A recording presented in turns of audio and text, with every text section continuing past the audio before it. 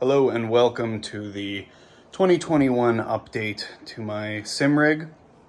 I've made a couple significant changes to the way I have this built over the last year, and only have one small thing remaining that I'll get to in a second. But over the course of this video, I will go over the changes I've made and a brief overview of how things were built to date. So, grand overview: one computer powering both desktop and sim rig. Wife took the office behind there, which moved me out to the living room last year, which is fine. Have a pretty fun entertainment space. We have a small house, so trying to make it work in a small space. Initial updates: rebuilt the machine with a 5900X. Originally that got sent in for RMA. Is now a 5950, which is probably overkill, but for video and streaming stuff, I figured it was worthwhile. And a 3090 FE. Just kind of general desk stuff.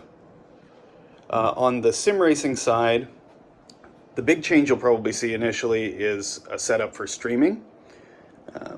I have everything set up and running now, so you can see roughly what that layout looks like. That entails two GoPros, both connected with Camlink 4Ks to the back of the motherboard. One on my face, one over my shoulder, and this Elgato key light. This is mounted to the Elgato multi-mount on the corner of the desk. Their own mount is not strong enough to support it, so I got this little camera mount thing to act as additional structural support, and then their extended arm to mount that over the front. It is just far enough up that it's not really eclipsing the view of the screen when you're in motion. Beyond that, I added the G-belt. Sim Experience's seatbelt tensioning product. It only does the shoulder straps. It does a good job. I still have my issues with Sim Experience's overall user interface and customer service, but they seem to have gotten better. When pushed, they explained a little bit more about how things work, and I'm pretty happy with how it's working now. I have the controller box for that mounted. It's gonna be hard to see, but it is inside here along that left edge, mounted to the side of the frame. Additionally, you'll notice I got rid of both the Pro Sim and the handbrake. Initially, I just came to the conclusion that the Pro Sim was more money and more space than I really needed to use for how little I used an H pattern. I primarily use the sequential, and I thought, you know what, I think I can probably get by with just the sequential. In practice, that didn't work out so well, so I ended up picking up this Frex recently. Getting that, as well as a handbrake that I also don't use hardly at all, fit in there was a little bit of a problem. So I ended up just dropping the handbrake. We'll see how long that lasts. But I also dropped this crossbar, which gives me a little better reach to where the mouse is at. I added a little wind muff to my microphone. These fans blow obnoxiously loud. This actually does a reasonably good job of cutting some of that out. Button box is new. I had initially thought the old ones were failing. It turns out it was just a USB hub issue. Replaced the USB hub down there. And there you can see the Sim Experience controller box as well. I replaced it with this one from Open Sim Rigs, a guy in Canada that custom makes this stuff. Really cool setup. I'll go a brief overview for how I have things labeled. This button box is just so cool, just so well built. Nothing but good things to say. And then I moved my Stream Deck over, mounted it vertically. You can see I have all of my quick chats along the right. I have all of my Pip Macro stuff in here.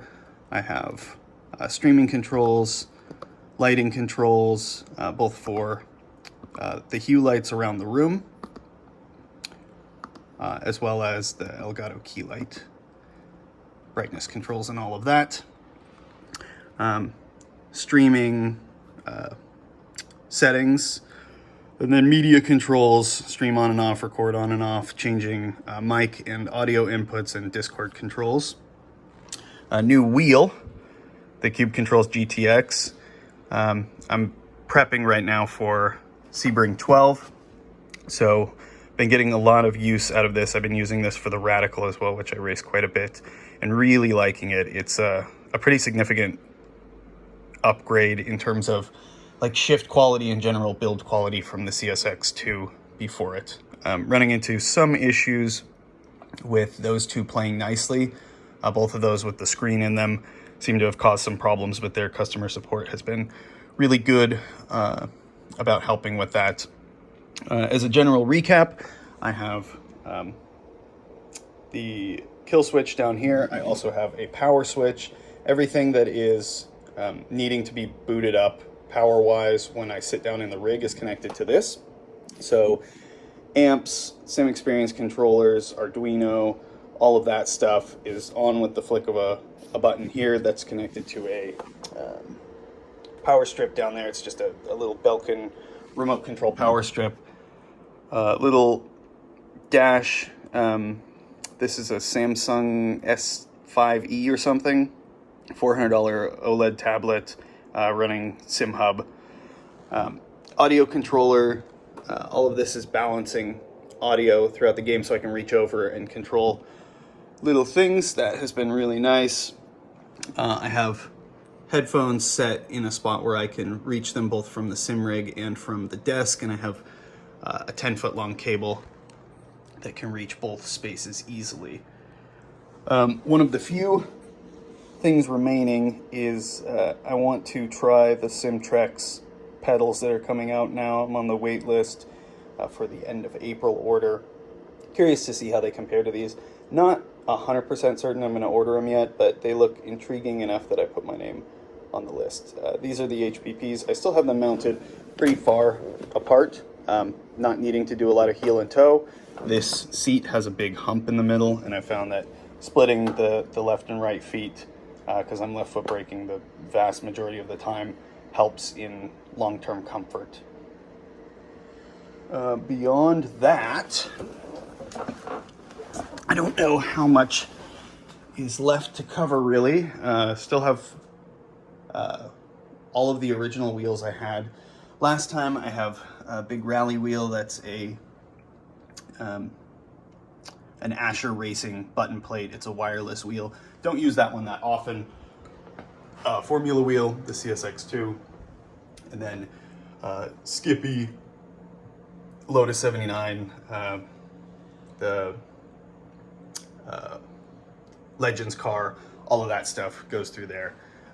Desktop microphone that I primarily use over here, and then the mod mic over there. I did add a UPS. Our router was back there. It's now right there, but my wife is a poison control person and she works from home.